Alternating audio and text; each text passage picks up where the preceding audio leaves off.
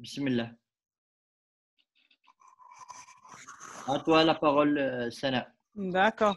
Alors, salam alaikum à tout le monde. Bonjour, merci d'être parmi nous. Donc, je me présente, je suis Sana Abdelassine-Wali, je suis praticienne en naturopathie.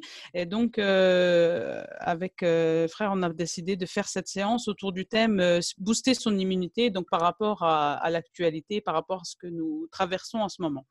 Donc, je vais commencer par un sujet qui, d'habitude, je l'aborde pas en dernier, mais il arrive en milieu du plan naturopathique. Mais là, il me semble que c'est important de le dire d'entrée de jeu parce que c'est vrai que ça impacte beaucoup notre immunité, on n'y pense pas forcément, et c'est le stress.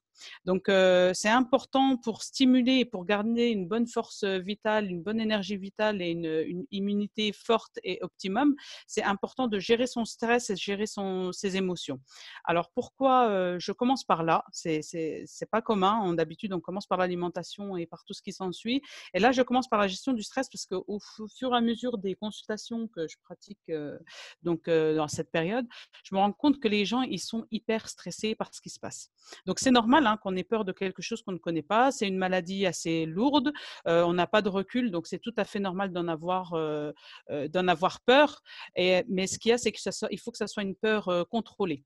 C'est-à-dire qu'il faut en avoir peur pour faire les causes, pour se préserver, bien évidemment, ou pour faire les causes si on est atteint, qu'Allah vous préserve tous, si on est atteint, il faut faire les causes pour en guérir, pour trouver le chemin de la guérison. Mais en même temps, si on stresse de trop, si on a une peur incontrôlée, eh ben notre système immunitaire, en fin de compte, il va s'affaiblir et c'est complètement contre-productif. On aura beau mettre en place toutes les choses qu'on va dire après, si on est trop stressé et qu'on ne gère pas du tout le stress, en fait, ça va servir à rien du tout parce que le stress, c'est un inhibiteur du système immunitaire. En fait, ça l'affaiblit énormément. Alors, en cette période, c'est vrai qu'on est presque tous branchés 24 heures sur 24 à la télévision. On en entend des vertes et des pas mûres. Enfin, après, c'est à chacun de trier un petit peu avec ce qu'il sait, avec ce qu'il se trouve un peu sur Internet, sur les vidéos sur Facebook. Donc, c'est un peu le gros fouillis. Et en fin de compte, c'est ça qui nous plombe le moral toute la journée. Donc, moi, le conseil que je donne, c'est bien sûr, il faut s'informer, il faut écouter les informations, mais pas trop aller à la pêche aux informations à droite à gauche. Donc, écouter les informations, par exemple, hein, le midi, le soir, c'est très bien pour savoir où on en est, pour savoir s'il y a eu des avancées au niveau médical, pour savoir notre pays, les pays qui nous entourent, ou nos pays, nos pays mères, on va dire notre terre-mère, où elle en est. Mais il ne faut pas en faire plus que ça ou rester écouter. Alors, les théories du complot, c'est pareil, ça fuse dans tous les sens. Moi, je dis pour l'instant, on doit se contenter, pour notre santé, pour notre bien-être, il faut se contenter de ce qui est évident. Donc là, ce qui est évident, ce qu'on sait, ce qui est sûr, c'est que cette maladie existe, que c'est un virus donc qui est d'une famille, donc le coronavirus, cette famille de virus est connue, mais que la souche Covid-19, donc elle, non, c'est une souche nouvelle. Donc c'est une souche qui est très très contagieuse, qui est plus contagieuse que la grippe saisonnière. On sait qu'il n'y a pas de vaccin, on sait que les médicaments, donc on fait des tests un peu partout, mais qu'il n'y a encore rien de très très concluant. On sait que les personnes à risque sont plus vulnérables. Donc ça, c'est ce qui est clair, net, et on le voit de nous-mêmes. Donc il faut se limiter à ça. Tout ce qui est complot, tout ce qui est, oui, mais ça se trouve, c'est l'Amérique qui a mis ça en Chine pour casser l'économie et tout. Ça, il faut vraiment le laisser pour plus tard. Si vous êtes ce genre de personne qui est un peu intéressée par ce qui se dit, peut-être que, peut-être que. Alors, je ne suis pas là pour juger, hein, chacun pense comme il veut et chacun fait comme il veut. Mais en ce moment-là, maintenant, c'est vrai que c'est très délicat parce que ça ferait un stress, donc un stress physique, un stress mental, un stress oxydatif dans l'organisme. Et donc tout ça, ça affaiblit le système immunitaire. Donc moi, mon premier conseil, c'est vraiment de se détendre, de faire les causes. Donc le fait d'être dans cette conférence, c'est une forme de cause puisqu'on cherche à savoir, on en connaîtra un peu plus, et de se limiter à ce qu'on sait. Donc les informations, voilà, c'est un virus. On applique les mesures barrières, donc ce qu'on nous dit à la télévision, hein, s'éloigner 1 mètre 50, ne pas se serrer la main, etc. Donc on ne va pas revenir dessus. Mais c'est tout. Il ne faut pas non plus trop, comment dire, trop psychoter après cette maladie, ça n'apporte rien de bon. Donc la gestion du stress, c'est vraiment et des émotions, c'est vraiment très très important dans la situation où on est actuellement. Donc est-ce que ça va pour l'instant ou est-ce que je parle trop vite? J'ai tendance à parler vite, hein, donc vous me dites. Est-ce que ça va? Non, c'est Oui, oui, correct. c'est parfait, c'est Très correct. bien. D'accord, alhamdoulilah. Donc voilà, Parfait. au niveau du stress aussi et de la gestion des émotions, c'est vrai qu'en tant que croyant pratiquant, il faut toujours s'en remettre à Allah et il faut toujours se dire que si il a décrété quelque chose, c'est qu'il y a une cause et que nous, à notre niveau, même si on la voit pas et on voit pas le bien qu'il y a autour, il faut qu'on ait confiance en lui. Donc voilà, il faut savoir s'en arrêter là et laisser toutes les autres recherches un peu pas forcément complotistes, hein, on a besoin de savoir ce qui se passe réellement, mais laissez ça pour plus tard. Voilà, donc ça, ce sera mon premier conseil. Donc pour gérer son stress, comment on fait? Donc c'est important de prendre des journées des moments dans la journée pour soi, pour se recentrer sur soi-même, pour savoir déjà soi-même où on en est par rapport à l'actualité, par rapport à ce qui se passe, où on en est soi, sa famille, ses proches un peu plus éloignés, ceux qui sont pas autour de nous. Donc voilà, il faut faire le point avec soi-même chaque jour. Et à partir de ce moment-là, on se pose et puis on se dit, bon, c'est vrai que telle personne, en fin de compte, a été touchée par la maladie, mais ça va mieux.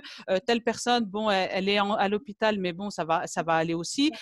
Telle personne est décédée, Allah yarhamha, mais c'est comme ça, c'est les règles de la vie. Donc, il faut vraiment faire ce travail un peu de recentrage sur soi, de voir ce qui se passe autour de soi. À partir du moment où on fait ce travail-là, après, on peut passer à autre chose. Voilà, donc il y a des personnes qui ont besoin de le faire plusieurs fois dans la journée. C'est surtout des personnes qui ont été touchées par la maladie et qui sont vraiment en état de choc post-traumatique. Hein. C'est vraiment très impressionnant, hein, les personnes que je reçois en consultation qui ont été malades. Mais c'est important de faire ce travail de recentrage sur soi, même si on n'a pas été touché par la maladie, parce qu'en fin de compte, psychologiquement, elle nous impacte même si on n'a pas été directement en contact avec le virus. Voilà, donc là, c'était pour la partie gestion du stress. Ensuite, donc, je vais revenir à ma trame entre guillemets habituelle. Donc, on sait que le système immunitaire, c'est un système d'autoprotection de l'organisme. Donc, c'est une barrière. Donc, qui dit barrière, c'est en fait un système qui va empêcher dans un premier temps, essayer d'empêcher dans un premier temps les bactéries, les infections, les virus d'entrer dans l'organisme. Ensuite, si cette barrière elle a été défaillante, en fait, toujours ce même système, il va agir en système d'autodéfense et d'auto-guérison. Donc, il va aller déclencher des petits, les globules blancs, les lymphocytes, tout ça pour tuer les bactéries, le virus, pour essayer d'éliminer tout ça. Donc, pour ce faire, il a besoin d'être, en fin de compte, toujours boosté, même en dehors de cette maladie. Donc, un corps sain avec une immunité forte ne craint pas la maladie. Même si on attrape une bactérie, même si on attrape un virus avec une immunité forte, en fin de compte, on ne développera pas les symptômes. En aura, on sera porteur, comme là on l'entend. Hein, il y a des personnes, elles sont porteuses du virus, mais elles n'ont pas les symptômes parce qu'elles ont une immunité forte. Donc nous, c'est ce qu'on va rechercher parce qu'on va apprendre aujourd'hui, Inch'Allah. Donc la première chose à faire, c'est vraiment d'avoir une bonne hygiène de vie dans son ensemble. Avant même de parler plantes et compléments alimentaires, il faut vraiment parler hygiène de vie. C'est la base. Donc dans l'hygiène de vie, on a bien évidemment l'hygiène alimentaire. Donc c'est quoi une bonne hygiène alimentaire? C'est choisir des aliments frais de préférence, donc des fruits et légumes de saison. Les aliments surgelés sont une très bonne alternative aux produits frais. Ensuite, on va supprimer complètement les produits industriels, les plats préparés, les produits transformés qu'on achète au magasin. Ça, on va complètement les supprimer de notre alimentation. Par contre, on va manger de tout, mais modérément. C'est-à-dire qu'on ne va pas faire de gros écarts ou des gros repas. Il faut vraiment être modéré et raisonnable et raisonné. Voilà. Donc, ce qu'on va supprimer aussi, c'est très, très important, on va supprimer le sucre et les céréales raffinées.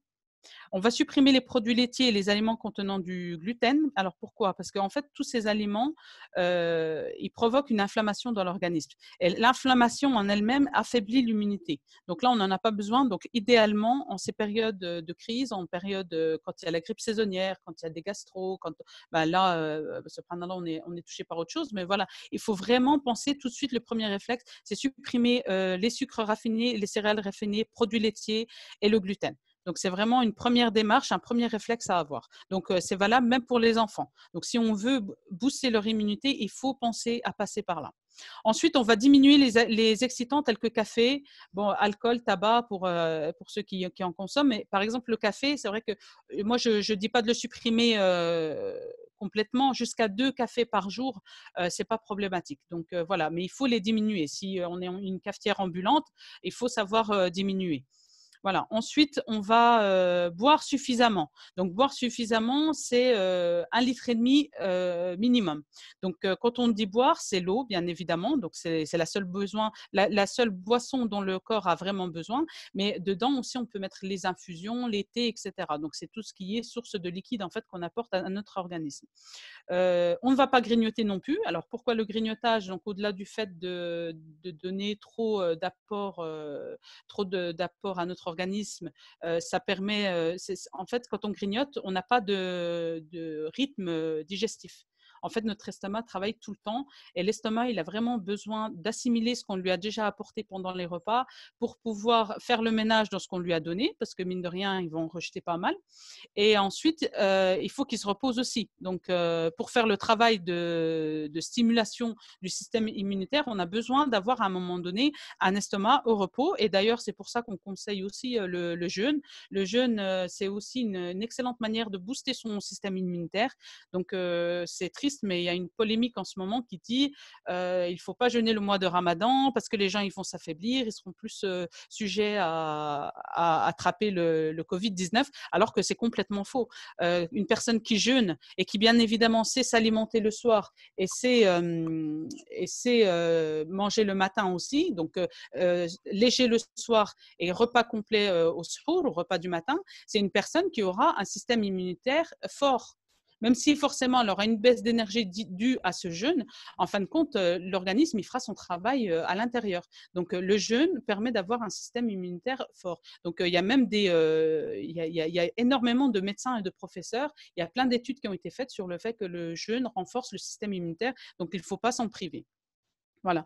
Ensuite, une bonne hygiène alimentaire, donc c'est tout ça, c'est tout ce qu'on apporte à l'organisme, mais c'est aussi prendre le temps de bien mastiquer. Quand on mastique bien, en fait, ça facilite l'assimilation des aliments. Donc, il faut vraiment prendre le temps de manger, il faut prendre le temps de bien mastiquer et d'avaler. On ne mange pas vite, on se met bien à table. Le fait de manger à table dans une ambiance conviviale, familiale, sans télévision, sans téléphone à côté de nous, ça fait partie aussi des règles d'une bonne hygiène alimentaire. Voilà. Ensuite, Sana, dans l'alimentation, oui, Sana, je oui. vais juste interrompre pour demander à Rabia d'accepter. Il y a des gens qui Ah, attendent d'être acceptés là. Non. Rabia, d'accord, Ah je vais non, attendre un petit peu. non, non, c'est bon. C'est bon? Oui, c'est OK. tu m'as entendu, Rabia? J'ai bien entendu, c'est OK. Ok, parfait. Ok. Alors, j'en étais. Alors, dans l'alimentation, bien sûr, il y a des aliments qu'on va privilégier, surtout en ce moment. Donc, on va privilégier les aliments riches en vitamine C. Donc, comme par exemple le citron, les baies et les fruits rouges, les poivrons rouges, éventuellement ou verts, le brocoli, le persil, les herbes aromatiques, le kiwi, les épinards. Enfin bref, il y a énormément d'aliments riches en vitamine C. Donc, on pense tout de suite déjà alimentation avant de penser complémentation. C'est important. D'accord. Ensuite, on va privilégier aussi des aliments riches en antioxydants.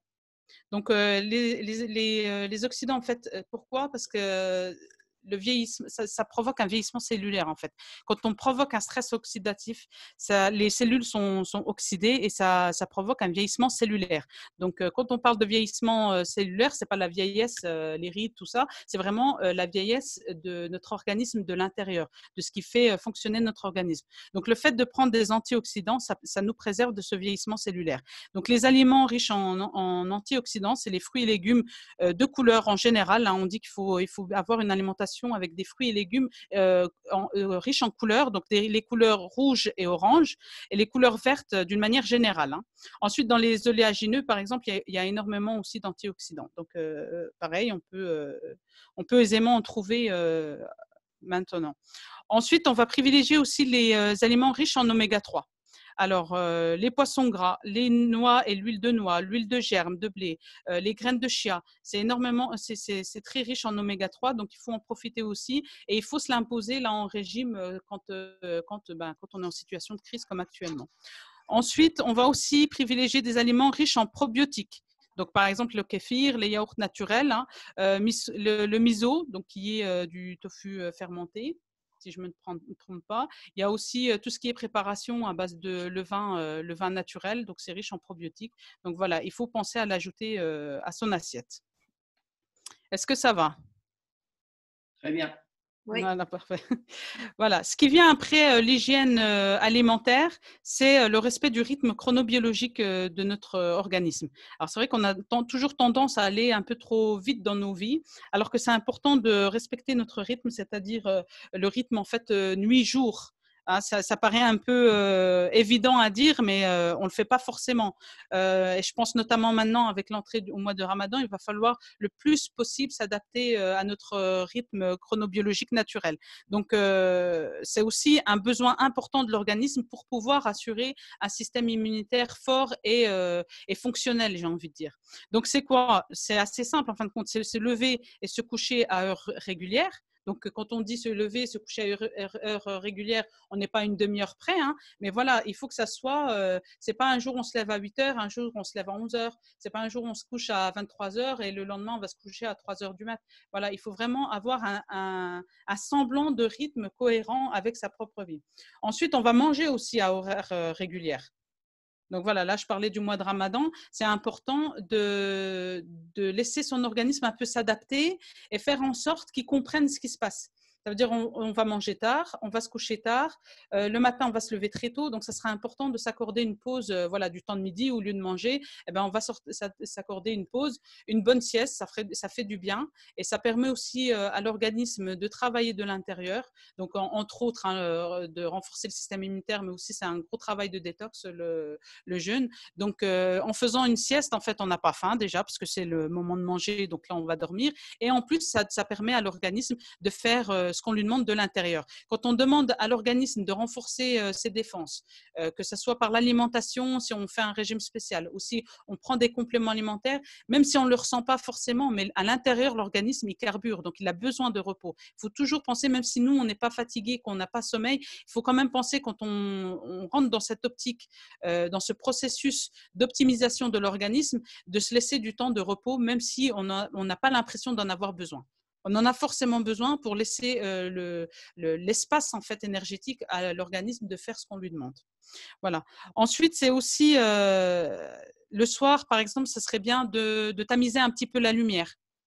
Tamiser la lumière pour que le cerveau il s'adapte petit à petit au fait que ça y est, on va aller dormir.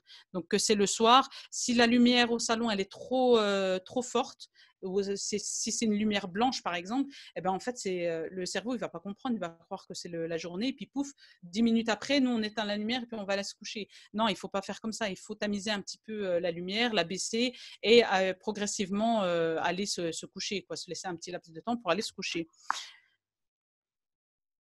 Quelqu'un a parlé ou Non? non? Non. D'accord. Alors ensuite, on parle de sommeil. Il faut, donc comme je disais, on a besoin d'avoir un sommeil réparateur. Alors souvent, on entend les personnes dire, je me suis réveillée plus fatiguée que la veille. Donc, soit elle a trop mangé le soir, donc son organisme justement, elle a passé la nuit à carburer pour assimiler et digérer tout ce qu'elle lui a donné, ou on respecte pas le rythme chronobiologique et le cerveau, en fait, il est un peu déboussolé. Il sait plus, c'est la nuit, c'est le jour, on se couche tard, on se lève tôt, voilà. Donc, on n'a pas un sommeil réparateur. Donc, c'est important d'avoir ce sommeil réparateur pour permettre au système immunitaire justement de faire son travail de défense ou de réparation. Donc, si on ne se repose pas, si on n'a pas un vrai sommeil, même si on a tendance à être en bonne santé, le système immunitaire il sera pas au top de sa forme. Il ne sera pas au top de son fonctionnement, on va dire. Donc, comment avoir un sommeil réparateur? Donc, manger léger le soir. Idéalement, le soir, on mange végétal. Donc, on essaye de ne pas trop manger de protéines animales le soir et on mange léger, c'est-à-dire des soupes, des crudités, voilà, un plat de légumes pour justement, c'est des aliments qui sont facilement assimilables par l'organisme. Le temps qu'on aille se coucher, en fin de compte, ça sera quelque chose que lui, il aura déjà fini. Donc, il passera à autre chose quand nous, on dormira. Donc, du coup, on aura un bon sommeil. Ensuite, c'est se coucher aussi au premier signe de sommeil. C'est de ne pas lutter contre son sommeil. C'est-à-dire que si on commence à avoir sommeil à 10h30, il faut aller se mettre en condition d'endormissement et aller se préparer à dormir. Il ne faut pas lutter contre son sommeil. Pour avoir un sommeil réparateur, il faut bien aérer la chambre. Il ne faut pas la surchauffer et il ne faut pas trop se couvrir non plus. Quand on a trop chaud, on n'a pas un sommeil réparateur non plus. Même si on a l'impression, tout ça, je le dis, mais c'est même si on a l'impression d'avoir bien dormi, en fin de compte, ce n'est pas un sommeil réparateur, dans le sens, il faut que vous essayez de visualiser un sommeil réparateur de l'intérieur. On va se réparer de l'intérieur. Donc ça, tout ce qu'on vient de dire, c'est important pour laisser l'espace à nos défenses naturelles d'opérer pendant que nous, on dort.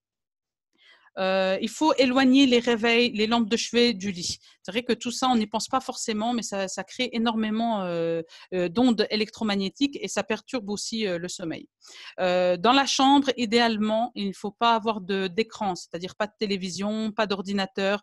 Le smartphone, il faudrait qu'il reste au salon, qu'il n'aille pas avec nous dans la chambre parce que déjà, ça perturbe.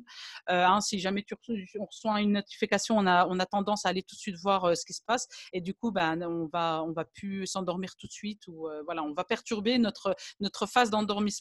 Donc, c'est bien de ne pas avoir d'écran, toujours pour l'histoire des ondes électromagnétiques, mais aussi pour pas être tenté d'allumer la télé, pour pas être tenté d'aller voir ses mails, etc.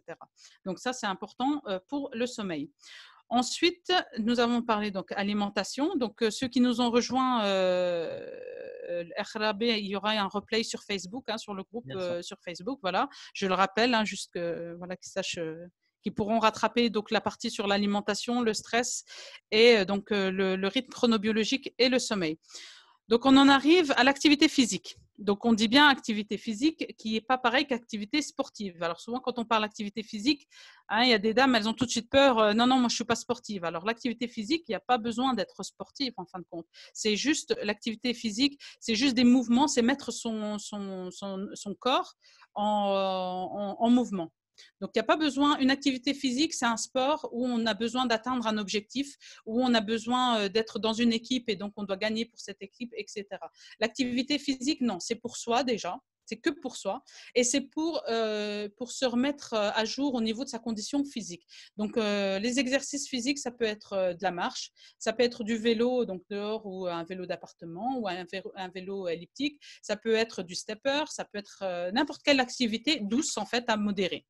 Donc, le stepping, c'est parfait aussi. Les étirements, ça peut être juste, il y a des personnes qui souffrent donc, de leurs articulations, arthrose ou n'importe, ou qui n'ont tout simplement pas l'habitude de faire des activités physiques. Donc, on commence toujours par des petits étirements au réveil. Donc, on se met sur le bord du lit, puis on mobilise en fait toutes nos articulations. Donc, les poignets, les genoux, les chevilles, le cou, on n'oublie pas le cou. Donc, on commence par des petits étirements et progressivement, on fait du gainage, on fait des pilates. Enfin, ça peut être des choses toutes simples en fin de compte, mais il faut le faire régulièrement. Donc, pourquoi c'est important? Parce qu'en fait, donc l'activité physique, elle rentre dans le process de détox. Donc, qui dit détox dit un terrain assaini. Qui dit terrain assaini, ça veut dire que le système immunitaire, il travaille correctement.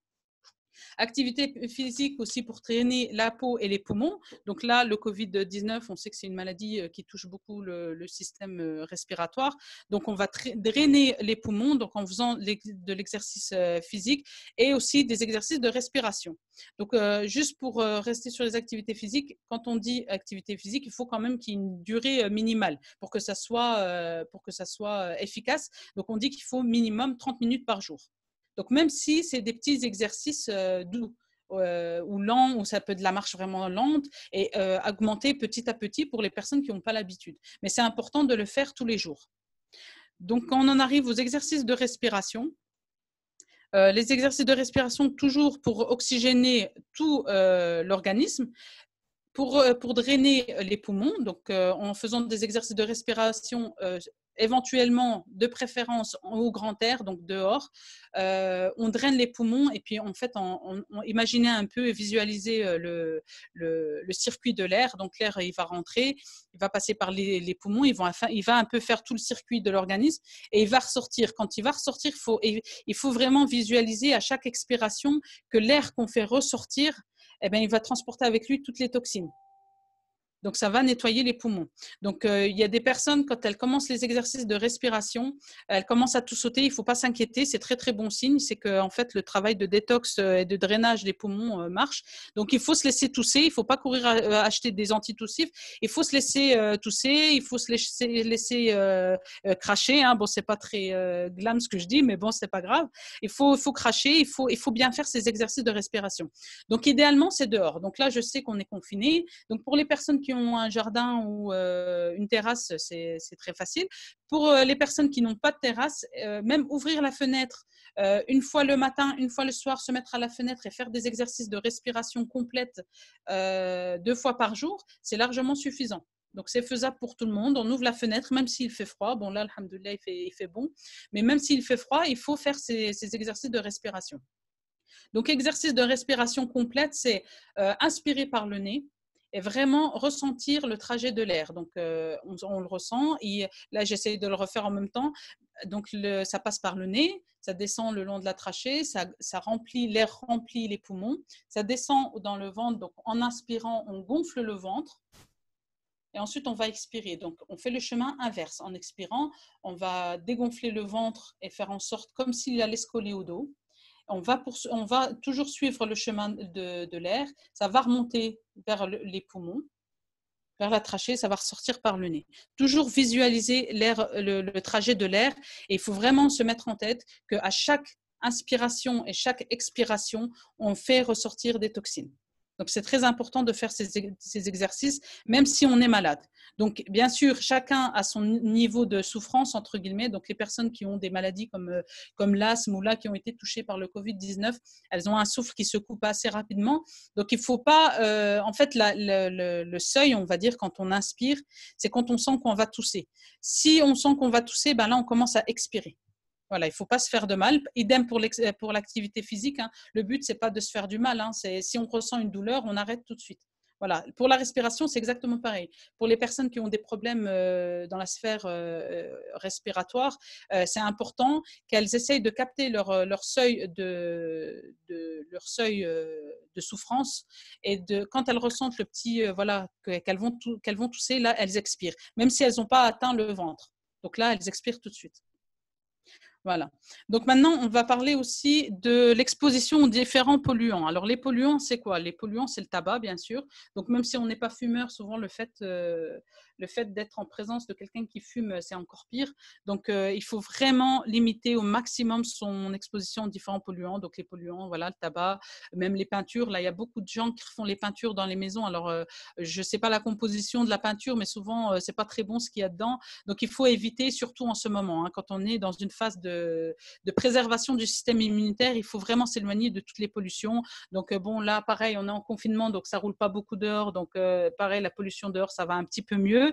Enfin, moi, je suis dans les Vosges, je suis dans la montagne, dans le Grand Est, donc même d'habitude, on n'a pas de pollution.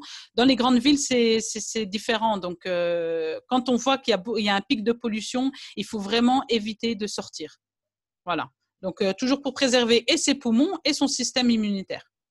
Voilà. Est-ce que ça va? Très bien. Ok. Maintenant, on va passer. Je ne vais pas trop vite. Non. Il faut me dire. Hein. Ben, je ne sais pas pour les autres. Les autres? Non, c'est correct. Nina? Oui, c'est clair, merci. Ok, très bien. Merci. On vous bombardera, Sena, on vous bombardera par la suite avec des questions. Oui, il n'y a pas de souci. Donc là, je vais terminer sur les compléments et sur les plantes.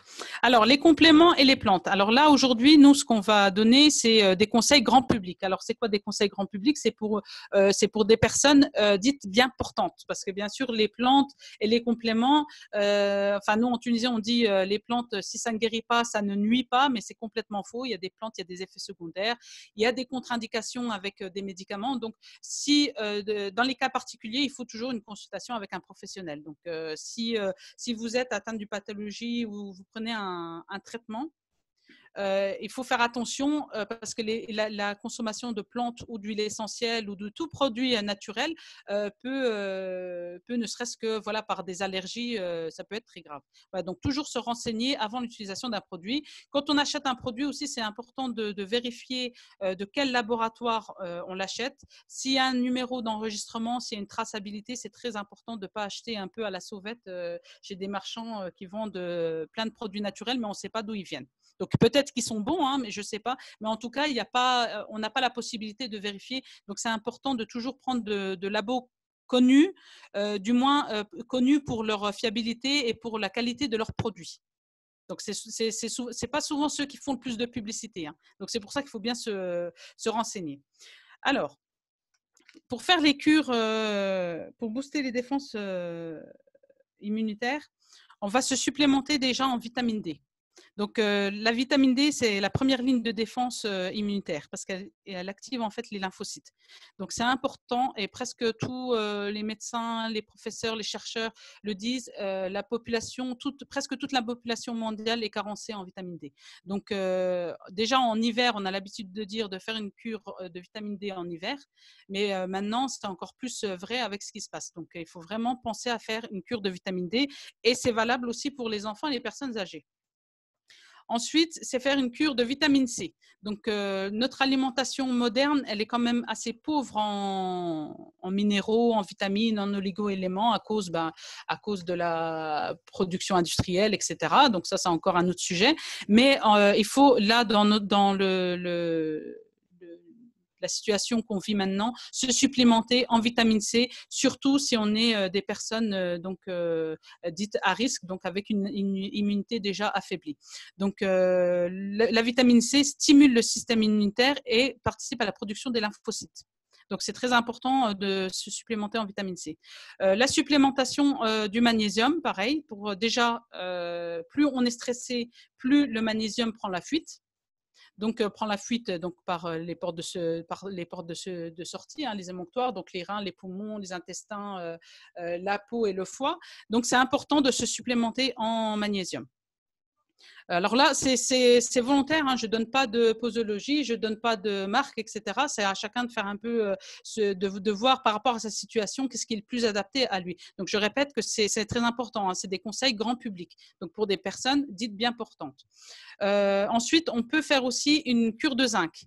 Donc, le zinc, il est utile aussi dans la fabrication des anticorps et des globules blancs. Donc, c'est très intéressant quand on parle de stimulation des défenses immunitaires. Et enfin, il faudrait aussi faire une cure de probiotiques pour renforcer la barrière intestinale. Voilà. Donc, par rapport aux plantes, donc quand on donne une liste de plantes, il ne faut pas tout prendre, hein. C'est vraiment choisir 1 à 3 plantes, donc en fonction de ce qu'on préfère, en fonction des contre-indications, des effets indésirables, des allergies éventuelles.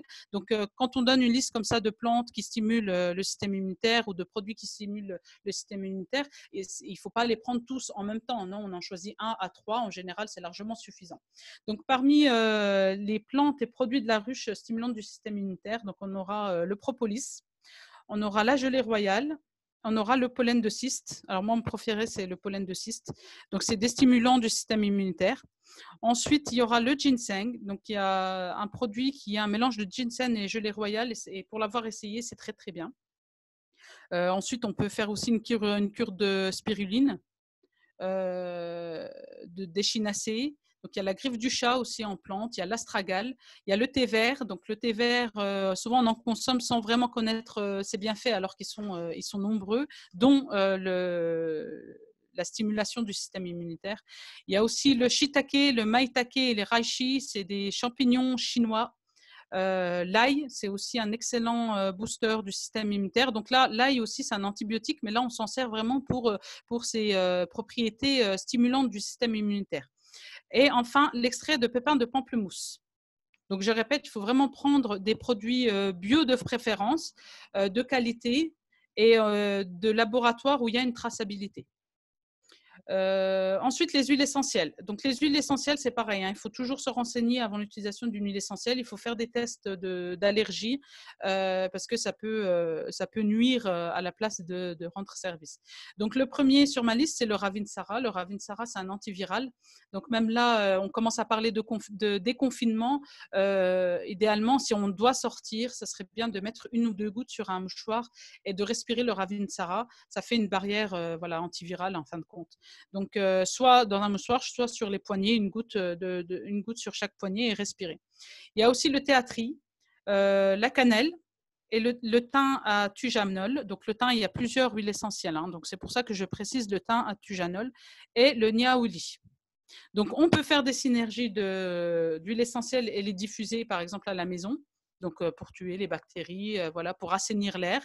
On peut utiliser en massage quand on a des problèmes respiratoires. Bon, il y a beaucoup d'autres huiles essentielles. Hein. Celle-là, c'est vraiment celle qui stimule le plus le système immunitaire.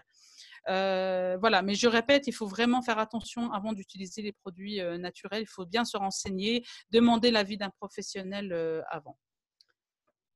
Voilà, donc moi, j'ai fait le tour de mon petit programme. Merci. Donc, si vous avez des questions, ben voilà. Merci, Sana. Merci, Sana. Je vous en prie. Est-ce qu'il y a des questions?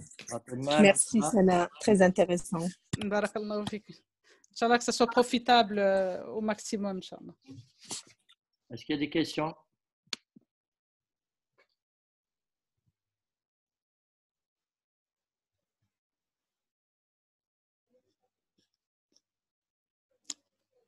Est-ce qu'il y a des questions? Si peut-être ça ne vient pas tout de suite. Hein. Comme il y aura le replay sur le groupe, vous pourrez poser vos questions en commentaire et on y répondra, Inch'Allah. Voilà. Oui, Sana, oui, Anna, Oui. j'ai une question. Oui. C'est quoi la posologie de la spiruline et l'astragale? Alors, la spiruline, l'astragale, je ne peux pas te donner de posologie comme ça. Ça dépend du laboratoire où on va acheter, en fait, donc en gélule. Hein, en général, on prend en gélule, en comprimé. Chaque laboratoire va doser différemment. D'accord. Ouais. D'accord. Donc, moi, si par exemple, là, celle que je prends, c'est 4 par jour, par exemple. Mais si on achète d'un autre laboratoire, ce ne sera que 2 par jour. Parce que le grammage sera plus Dans important. La concentration, oui. Voilà, donc c'est important de bien regarder sur les emballages ou se renseigner directement chez le fabricant. D'accord, ok, merci. Tu préfères plus c'est un choix ou tu préfères plus comment on appelle ça? Les gélules à la poudre?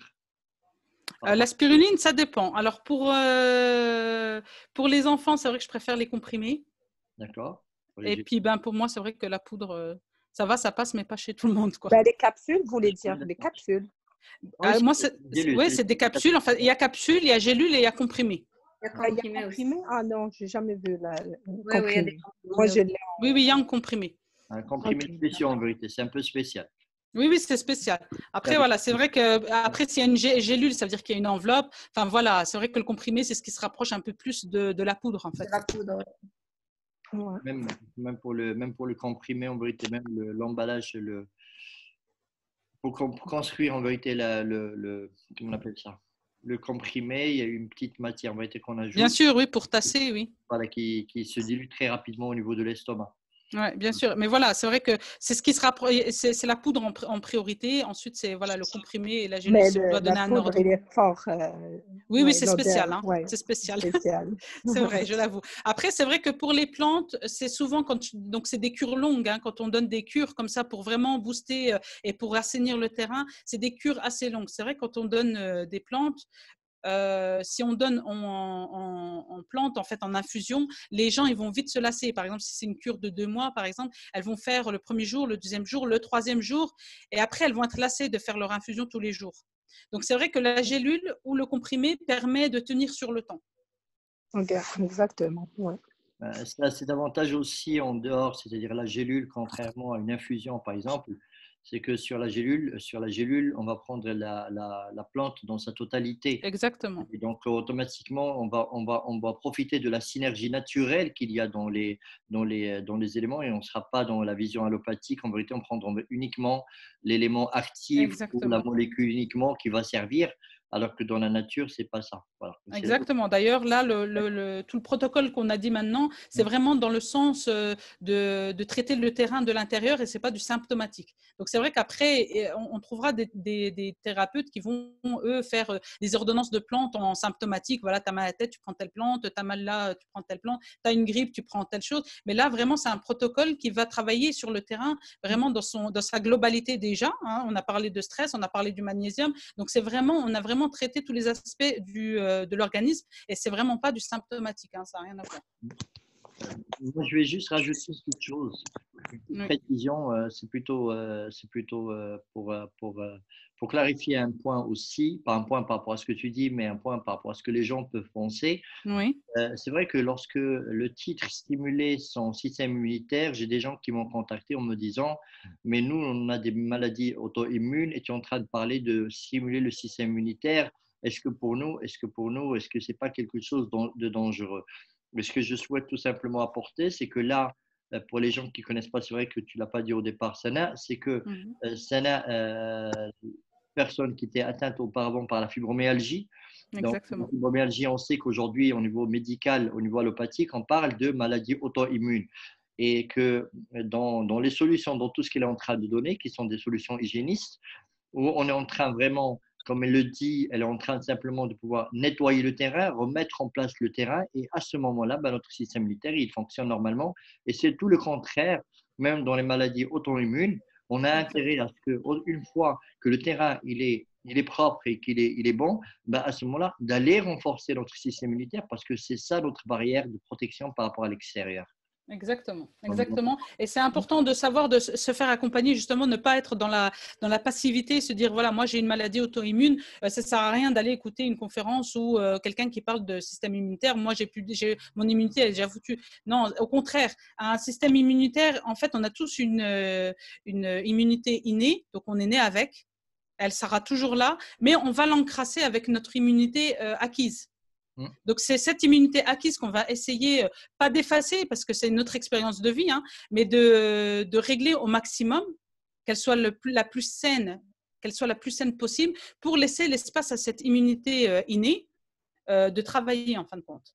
Donc, c'est une erreur de croire que c'est parce qu'on a un problème immunitaire, une maladie immunitaire, que voilà, en fait, c'est vrai que après, je comprends, hein, pour être passé par là, on est tellement entouré par la défaite hein, quand on suit les médecins que forcément, on se dit, bon, ben voilà, maladie auto-immune égale pas d'immunité, égale maladie jusqu'à la fin de nos jours. Quoi. Alors que pas du tout. Hein, et je suis là pour en témoigner à qui veut bien, veut savoir comment ça se passe. Hein. On est bien d'accord. Ça, on est bien. C'est pour ça que j'ai fait la remarque. Oui, c'est très bien, oui. Voilà. OK. Il y a un point sur lequel je ne sais pas si tu peux nous en parler après, ou tu nous dis des choses que on sait. Parce que là, sur ce que tu nous as parlé, principalement sur la stimulation de ce que j'appellerais le système immunitaire physique. Oui.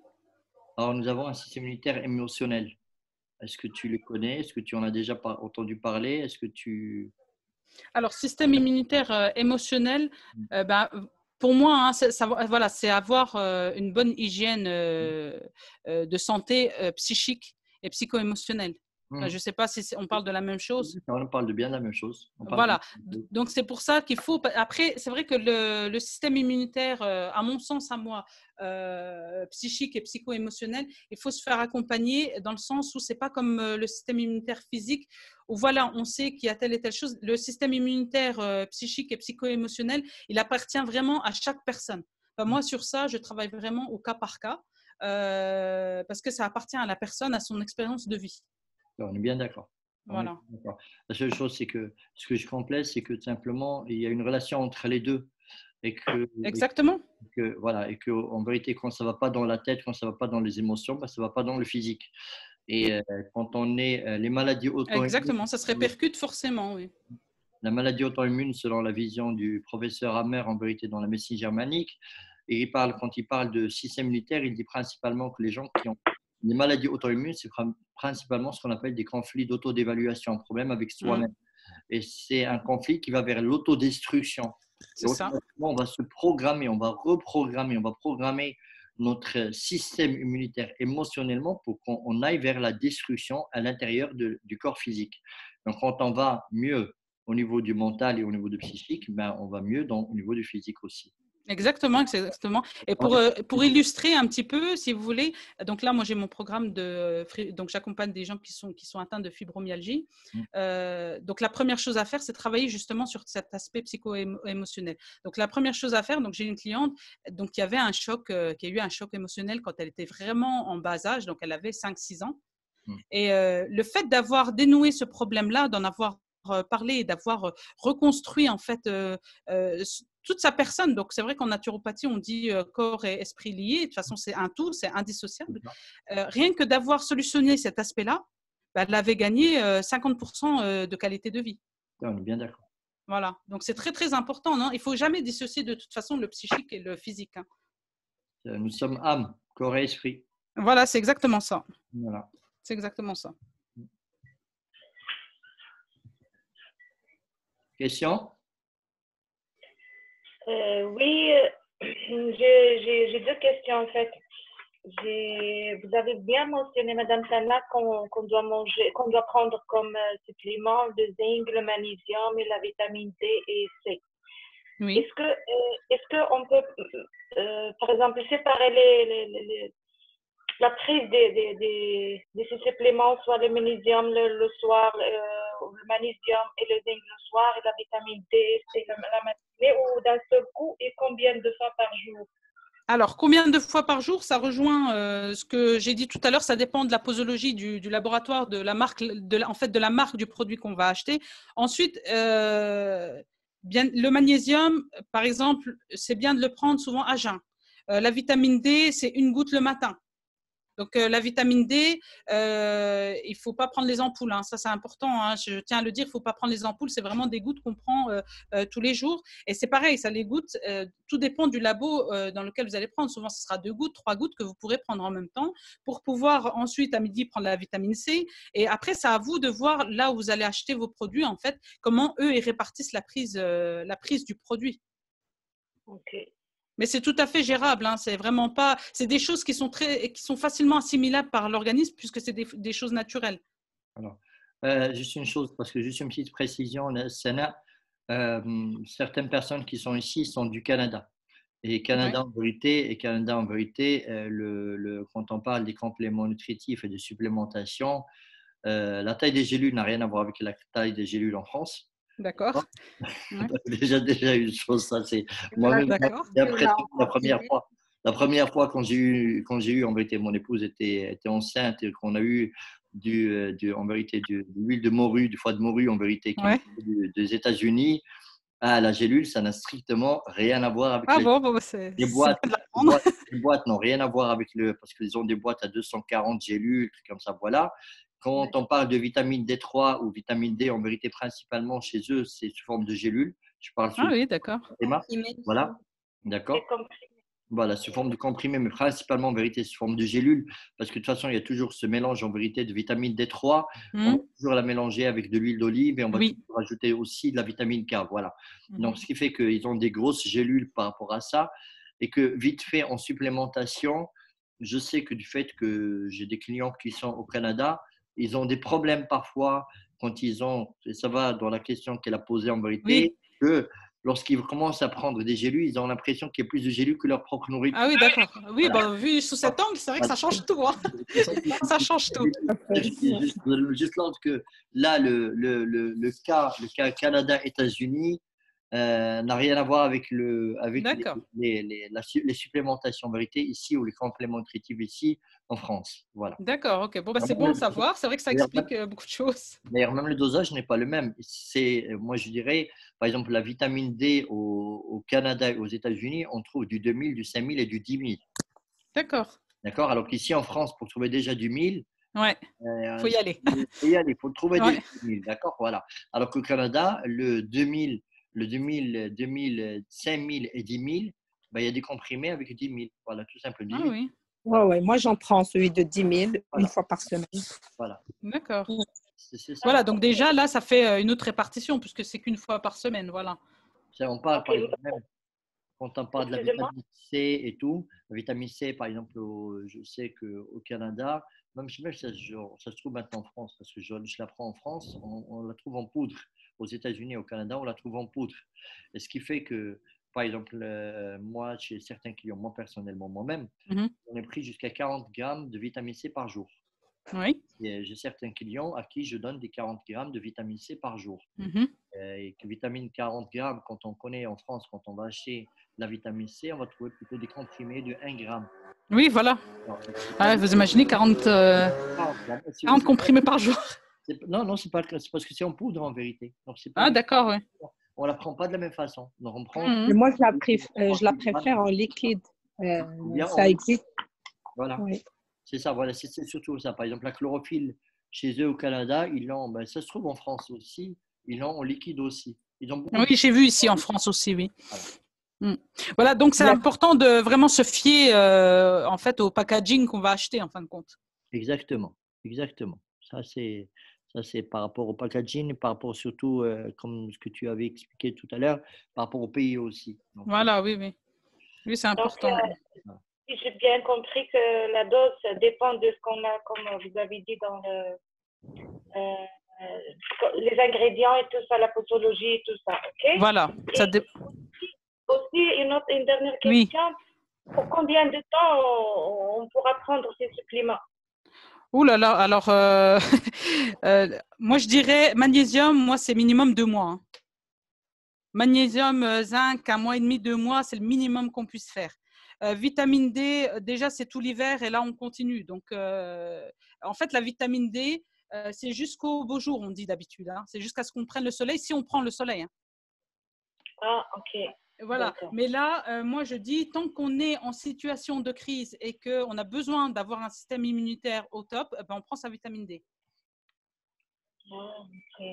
Excusez-moi, Rabia, est-ce que tu peux accepter Karima? Elle attend pour rentrer. Oui, une autre du Canada. Ah. Merci. Parce que là, on a beaucoup de Canadiens aujourd'hui. Ah ben. Ouais. Voilà. Je me renseigne alors pour la prochaine fois sur les produits qu'il y a au Canada. Voilà. C'est vrai que ça change énormément, hein, même de Tunisie à ici, ça change énormément. Hein. Ben oui, tout à fait. D'accord. Ok. Est-ce qu'il y a des questions? Autre question? Karima, elle est arrivée en retard. Si elle a la question, bonjour. Salam Karima. Je ne sais pas. Oui, salam. Excellent. Karima, est-ce que vous êtes arrivé en retard? Vous aurez l'enregistrement qui sera disponible sur le groupe Facebook. Et donc, super. Vous pouvez le revoir et à ce moment-là, si vous avez une question, vous pouvez la poser. Mais maintenant, si vous avez une question dans le sujet comment simuler son système immunitaire avec la naturopathie, nous sommes là, ou Sana aussi, moi, d'accord. Nous sommes là pour vous répondre. D'accord. Merci beaucoup de m'avoir accepté. Je vous en prie. Merci. Excusez-moi, bonjour. Oui, bonjour. Une question, s'il vous plaît. Oui. C'est qui? C'est Mina. Mina. Du Canada. Oui, qui est Mina. Salam alaikum, Rabia. Alaikum salam. Donc, si on prend ces suppléments longtemps, est-ce qu'ils n'ont pas d'effet secondaire sur la santé ou... Alors, bien évidemment, là, on parle grand public, je le répète, on parle de personnes qui ont qui ont des carences, forcément, tout le monde a des carences, mais qui n'ont pas eu de supplémentation avant. Parce que bien sûr, si on a eu des super doses de vitamine C, des super doses de zinc, des super doses de magnésium, il faut être méfiant. C'est pour ça qu'il faut demander, dans les cas-là, à un professionnel de refaire un bilan, de refaire le point, de refaire un bilan sanguin pour voir où on en est, pour pouvoir se supplémenter en plus. Mais là, donc nous, notre séance d'aujourd'hui, c'était d'une manière générale, comment booster son système immunitaire pour faire face donc à la maladie Covid-19. Donc là, c'est des recommandations pour tout le monde, pour tous ceux qui sont bien portants. Voilà. Si à cause d'une autre consultation, pour une raison X ou Y, vous avez déjà été supplémenté en zinc, en magnésium, en vitamine C ou même en vitamine D, là, il faut demander, avant, il faut dire bien sûr ce qu'on a pris, à quelle dose, combien de temps, et après, on peut faire le point. Ok, c'est bon. Merci. Voilà. Il y a une phrase que tu avais dit déjà, Sana, c'est que là, c'est au départ quand vous avez parlé d'alimentation, que le principe, c'est d'abord l'alimentation et que les compléments, ça vient complémenter, C'est ça. d'accord, complémenter ce qui manque dans notre alimentation. C'est Donc, ça. la base, en vérité, c'est que, comme je vais un peu dans ce que vous dites, c'est lorsqu'on a des carences, lorsqu'on a une maladie, on a une pathologie, on a quelque chose, raison pour laquelle on a besoin de combler, en vérité, ces carences, ben, on aura besoin, et c'est le moment-là, le professionnel qui vous adressez, vous donnera en vérité en fonction de votre besoin, ce dont votre corps a besoin. Mais C'est une fois que vous passez normalement, c'est que sur le long terme, c'est normalement les compléments devraient se réduire, la quantité de complémentation doit se réduire parce qu'elle devrait être remplacée naturellement par ce que vous mangez. Exactement. Voilà. Exactement. Moi, je dirais même, hormis la vitamine D, on n'a presque pas besoin de se supplémenter. Si on a une bonne hygiène alimentaire, on n'a pas besoin de se supplémenter. Après, voilà, l'hygiène alimentaire, il faut se laisser le temps aussi de se reprendre en main. C'est pas parce que là, on va faire une semaine de rééquilibrage alimentaire qu'on va se dire, bon, bah, c'est bon, j'ai pas besoin de me supplémenter. On est d'accord? On mange à vie, je pense. Voilà, c'est ça. Donc, Voilà. c'est à vie qu'il faut se réformer. Voilà, C'est merci. ça. L'hygiène, en vérité, c'est une hygiène à vie. C'est pas C'est une ça. hygiène uniquement, c'est pas une hygiène sortir, en vérité, se rendre responsable de soi-même et que sa vie, en vérité, se prendre en charge à vie. C'est ça. Uniquement quand je suis malade et après, quand je retombe, ça y est, c'est bon. Non, Non, voilà. Il faut vraiment être acteur ou actrice de sa santé. Être acteur de sa santé, c'est vraiment se prendre en main tout le temps et l'enseigner à ses proches, l'enseigner à ses enfants. Mais c'est vraiment sur toute la vie, sur toute l'année. Donc là, c'est vrai que par exemple, pendant le mois de Ramadan, on en a beaucoup. Donc moi, j'ai des consultations spéciales Ramadan. Alors elles sont très bien, elles mangent très bien le soir, elles mangent très bien le matin, ça va tout bien. Mais après, ça y est, c'est fini. Donc là, c'est dommage parce qu'en fait, tous les bienfaits qu'on aura eu pendant le mois de Ramadan, avec le rééquilibrage qu'on aura fait, avec la bonne hygiène alimentaire qu'on aura eue, et même j'ai envie de dire, c'est encore plus large que ça. C'est vraiment une hygiène de vie, c'est pas que l'alimentation. Hein. Mais voilà, il faut que ça soit une continuité. Il faut que ça soit une continuité pour pas passer en mode passif de sa santé.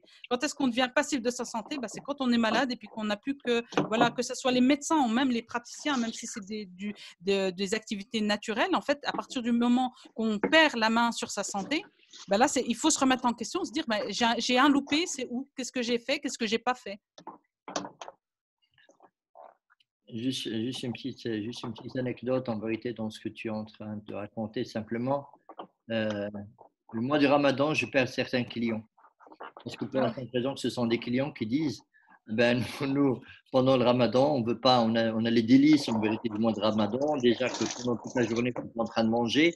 Si en plus le soir, à la rupture du jeûne et tout, et je dois me restreindre, c'est plus une vie.